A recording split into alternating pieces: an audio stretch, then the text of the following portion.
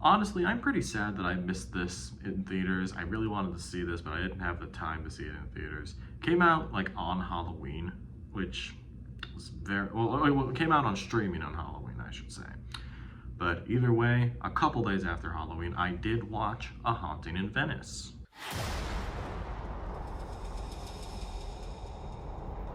Kenneth Branagh, a very interesting movie maker and filmmaker.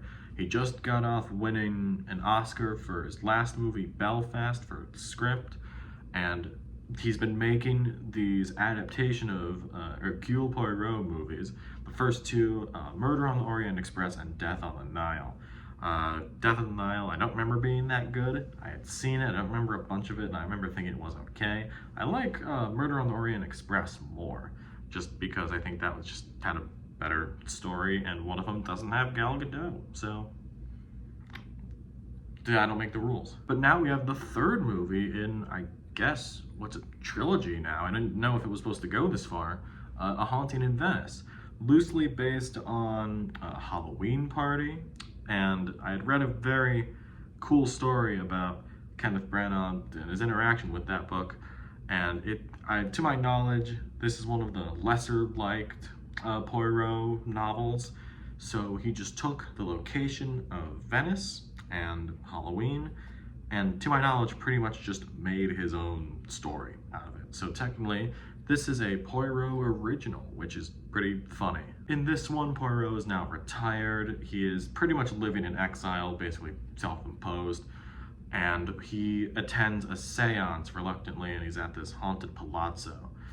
And because of that, people die, so now he's got to come out of his retirement and figure out who died. Well, who killed someone. We see who dies, obviously, but we got to figure out who killed who.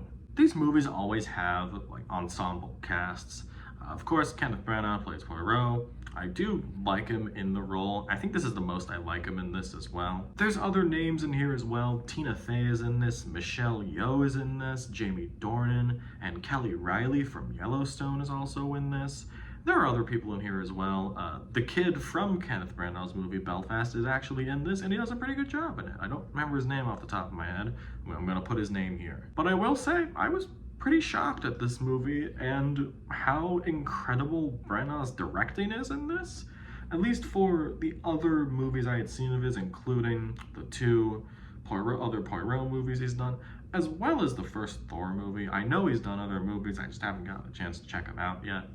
But if I'm being totally honest, this is one of the only movies that I've directed by him that really feels like he's unhinged and going off the rails, and I kind of love it. There are weird camera angles happening here. There's some shots that kind of look like if you shot on an iPhone and you zoom out from like the regular camera, so it's like the 0.5 camera, and it looks strange, but I kind of dig it. And yeah, the whole thing of this being set during Halloween pretty much gives this movie a horror movie feeling. A lot of it has to do with ghosts, and pretty much since we're dealing with a séance as like the big moment, and it's honestly pretty incredible how well the horror elements and the suspense elements blend together. I know those are genres that typically go together, but especially for this one, this really stood out to me in terms of just what Branagh's going for in this. I think the writing is still pretty cheesy. There are some cool lines in here though. I forgot off the top of my head. I should have wrote them down, but I'm gonna flash a line up here that I really liked that honestly stuck with me, although it didn't stick with me because I forgot, but I know there's a good line, so I'm gonna put one up right here. But I did think the more cheesy writing worked for me. This is, obviously it's a murder mystery, so some of that stuff I can forgive dialogue-wise, but in terms of the actual writing and the structuring of the murder mystery is honestly pretty good. I feel like I could kind of put together what had happened in Death on the Nile and Murder on the Orient Express, but Haunting in Venice got me. I really thought there was a set path this was going to go down on, and it hits me with a left hook, and it got me, and on top of that, it made sense. So, good on you, Branagh. I think Haunting in Venice is the best one out of this trilogy so far.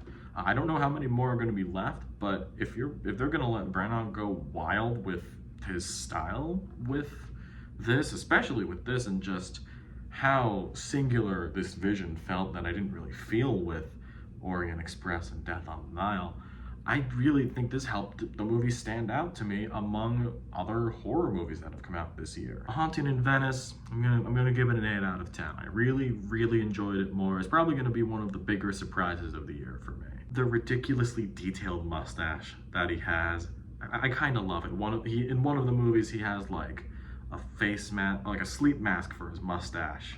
If I could find a picture of it, I'll put it up here. But it's real funny.